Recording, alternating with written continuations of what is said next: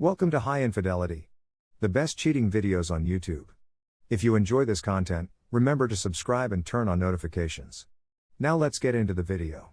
Wife cheated because I was too emotional. Man-child. It's been 14 months since her case was filed, and 5 months since it was finalized. I'm still in a lot of discomfort. A lot of people, including myself, are seeking for answers as to where and why things went wrong. In February 2020, I became fairly emotional for the first time in our relationship, and I think it was the first time she had ever seen me cry in front of others. It was about a neck injury I had sustained that may have been averted if I had received cryotherapy that I didn't even need. Because of this, I spent the last few months of my life wallowing in self-pity, regret, humiliation, and other bad feelings as I neared the finish of a rear-end collision claim in which all I wanted to do was optimize my recovery and get as healthy as possible.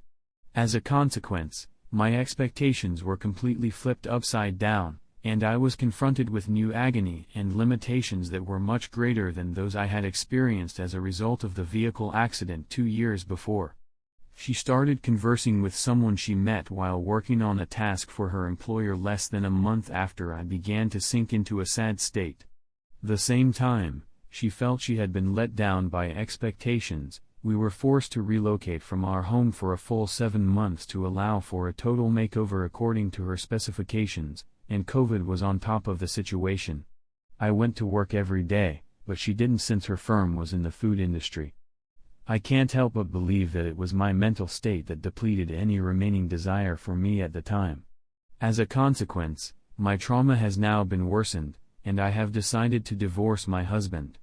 I flip and flap, unsure whether I should be relieved that I uncovered her true character, or disappointed that she would not stay by my side through my first ever life crisis. Do you think I should take this as a lesson and promise myself that I would never get that emotional in front of my partner again? As a woman who is fully aware of the fact that women reflexively, or not, dry up when they witness a man weep, it is impossible for me to think that this was not the underlying cause for our ultimate separation. She informed me that we needed counseling about a week before she started speaking with this individual, and I expressed my willingness to participate, but she thought I was not in the proper mental state to deal with the challenges in our marriage. Personally, I was seeking assistance via personal counseling, self-help, and medicine, all of which were non-harmful, but I was having difficulty snapping out of it. The fact that she had been conversing with 3 men and calling me a man-child, among other things, didn't dawn on me until we returned to our home in June. She filed for divorce 3 months after we started counseling, which lasted 3 months in total, before we ended it. After digging through her things, I came across a message in which she claimed to have a hidden folder and that if I saw what was within, we'd be signing papers.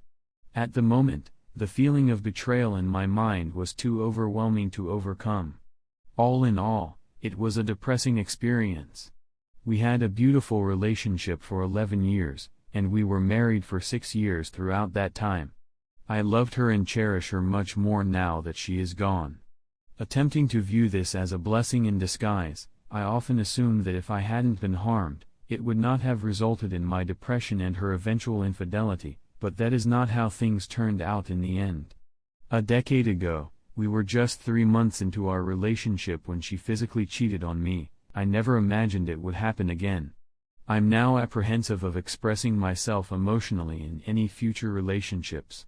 In many ways, I'm a shadow of the person I used to be.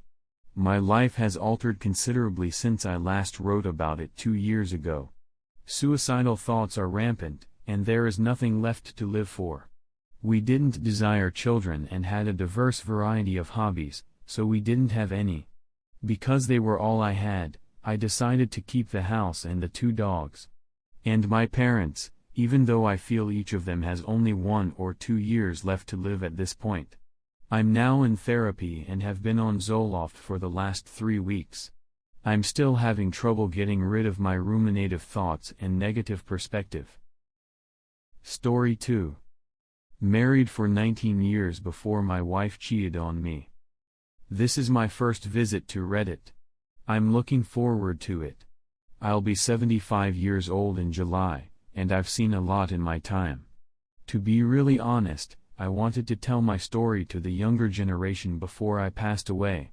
Because I have lung cancer and don't expect to live much longer, I feel compelled to share this knowledge with the public. When I got married in 1964, I was 18 years old. It's as if I'm no longer the same person I used to be. I used to be in good physical shape, but I'm now restricted to a wheelchair due to a medical problem. I had to work full-time in order to support my wife and myself since I didn't have enough money to sustain both of us. While I was working on the building site, she cleaned hotel rooms. Because we didn't have children, we were able to spend time alone on weekends. I'm not sure whether we ever argued, but it's been so long that I'm forgetting, and we didn't seem to have any difficulties getting along with one another. With time, I was able to earn additional income, and she was able to quit her job and be at home with her children. Because I was working more hours, our marriage honestly deteriorated and became nothing more than a friendship. We didn't have much, and even though I still loved her, I felt like there was something missing. In the end, we didn't spend nearly as time together as we would have liked. Because of my job, I assumed full responsibility for leading us down the incorrect road. It turned out that this was not the only issue, as you will see later, but that I should have addressed it while I still had the chance to do so. One evening, when I get home from work, everything seems to be as normal. Dinner had been served, and baseball was being shown on television, which used to be my favorite sport. My short conversation with her occurred in the kitchen before I went to my room to change out of my business attire. On my nightstand was a box of condoms, which I saw as soon as I went in. I became concerned since I had a vasectomy some years ago and had never used condoms before. I instantly inquired of my wife about them, but she was unable to provide a satisfactory response in a timely manner. She fell into tears as she revealed her adultery to her husband.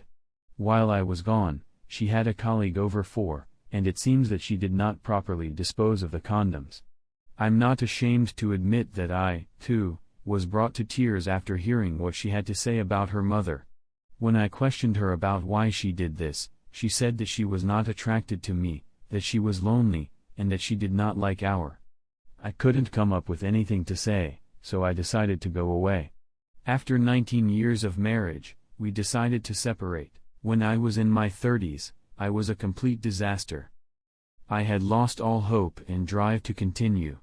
I began drinking and gradually developed into an alcoholic. It took me until I was in my 60s to break this habit. I couldn't look in the mirror and see myself as a failure of a guy. I wanted to date again, but I was afraid that the same thing might happen. It never occurred to me that I was awful in bed, and I had no good responses. My skin began to wrinkle a little, particularly on the back of my legs, but I took care in keeping my figure for a long, and I swore she loved it when I had throughout our marriage. I preserved my tough man persona into my 30s, and I still wore my bandana during, which she found appealing. I was a generous person who always went down on her when she asked. I utilized cock rings to keep erections going and could always climax extra hard, which was a fetish of hers. I couldn't do anything else if I tried my hardest. However, as time passed, I began to consider the thought that wasn't all that vital at an older age, and I began dating again approximately 5 years ago. We don't have an active life, but she assured me that nothing was wrong with me. I remarried last year, which made me very happy, but sadly, it was also the time when I was diagnosed with cancer. I've lost a lot of energy since then, and my new wife is the only one who keeps me going. We're attempting chemotherapy, but the outlook is grim. In my final days, I'd want to contribute some of the information I've gained over the years in order to make the world a better place. My mental faculties are also deteriorating, therefore I need to act quickly. I hope everyone who reads this can take something from me to make their lives better.